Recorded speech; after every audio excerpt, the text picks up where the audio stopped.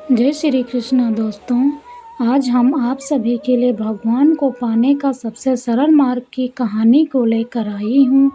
अंत तक सुने और सभी लोग अपने जीवन में उतारें। आइए जानते हैं क्या है कहानी। एक गांव था जिसमें एक बूढ़ी माई रहती थी। बूढ़ी माई का आगे पीछे कोई नहीं था, इसलिए बूढ़ी माई बेचारी अकेली रहती थी। एक दिन उस गांव में एक साधु आया। बूढ़ी माई ने साधु का बहुत ही प्रेम पूर्वक आदर सत्कार किया।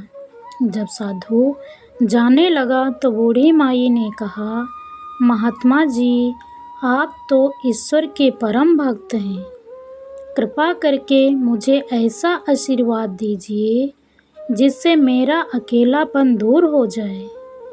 रह करके ऊब चुकी हूँ, अकेले रह करके ऊब चुकी हूँ। साधु ने मुस्कुराते हुए अपनी झोली से एक बाल गोपाल की मूर्ति निकाली और माई को देते हुए कहा, हे माई, ये लो आपका बालक है।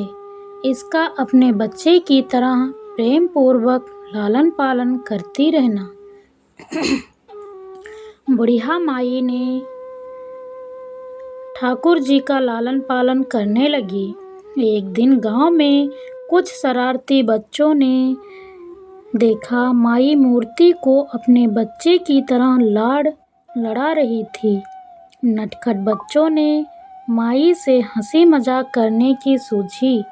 उन्होंने माई से कहा, अरे मैया सुन, आज गांव में जंगल से एक भेड़िया घुस आया है जो छोटे बच्चे को उठाकर ले जाता है और मारकर खा जाता है। तो अपने लाल का ख्याल रखना, कहीं भेड़िया उसे उठाकर न ले जाए। बुढ़िया माई ने अपने बाल गोपाल को उसी समय कुटिया में विराजमान किया और स्वयं लाठी लेकर दरवाजे पर पहरा लगाने के लिए बैठ गई।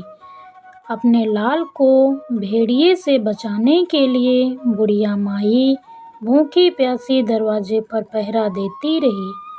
पहरा देते देते एक दिन बीत गया, फिर दूसरा, तीसरा, चौथा, 5वां दिन बीत गया। बुढ़िया माई 5 दिन और 5 रात लगातार बगैर पलके झपकाए भेड़िए से अपनी बाल गोपाल की रक्षा करने के लिए पहरा देती रही। देखिए कैसी है भगवान की लीला।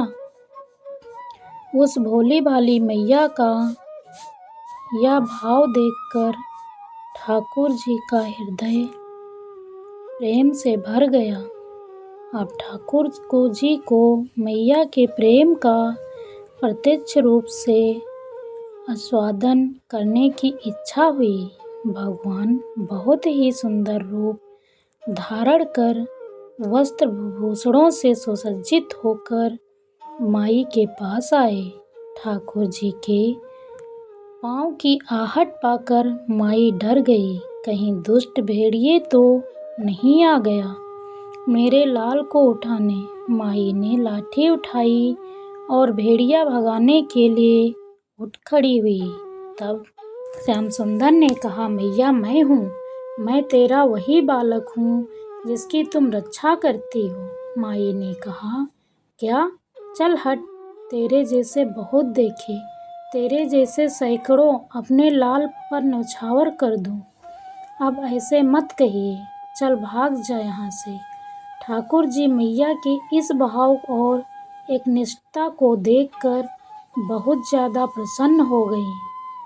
ठाकुर जी मैया से बोले, अरे मेरी मैया, भोली मैया, मैं त्रिलोकीनाथ भगवान हूँ, मुझसे जो चाहो वर मांग लो, मैं तेरी भक्ति से प्रसन्न हूँ। बुढ़िया माई ने कहा, अच्छा आप भगवान हो, मैं आपको 100 प्रणाम करती हूँ। कृपा करके मुझे यह वरदान दीजिए कि मेरे प्राण प्यारे लाल को भेड़िया ना ले जाए। अब ठाकुर जी और ज़्यादा प्रसन्न होते हुए बोले, तो चल मैया, मैं तेरे लाल को और तुझे अपने निज धाम लिए चलता हूँ। वहाँ भेड़िया का कोई भय नहीं है।